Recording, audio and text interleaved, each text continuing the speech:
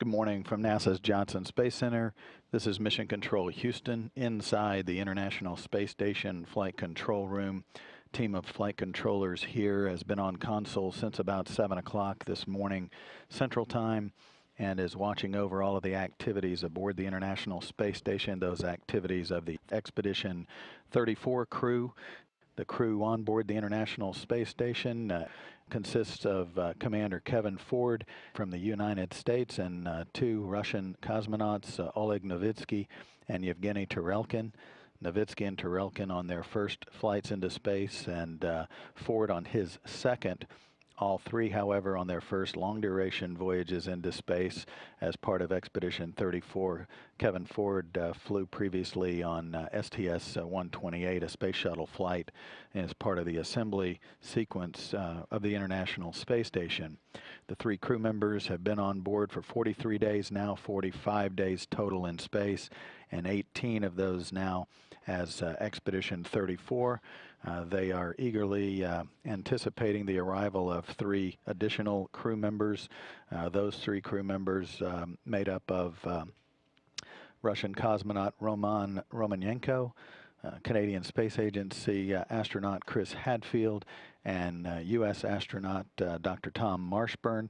Those three gentlemen earlier Thursday flew from their training facility at the Gagarin Cosmonaut Training Center outside Moscow and Star City to the Baikonur Cosmodrome, the location of the launch site for the Soyuz rocket that will deliver them to the International Space Station. Their launch targeted for the early morning hours of December 19th, Wednesday.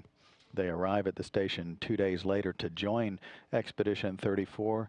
The 6 crew members then will serve as Expedition 34 until the return of Ford, Novitsky, and Tarelkin, which is scheduled for mid-March of 2013. On board today, the crew is focused primarily on some routine housekeeping chores on board. There's some experiment activity ongoing as well in the background. Ford is focused much of his day on routine periodic cooling loop scrubbing and cleaning of the extravehicular mobility units, the spacesuits that are utilized for extravehicular activity or spacewalks out of the U.S. airlock Quest. These spacesuits and their systems, very elaborate system to maintain the health of those spacesuits so that they are ready to support any spacewalk should one be required for any maintenance work on the outside of the orbiting complex.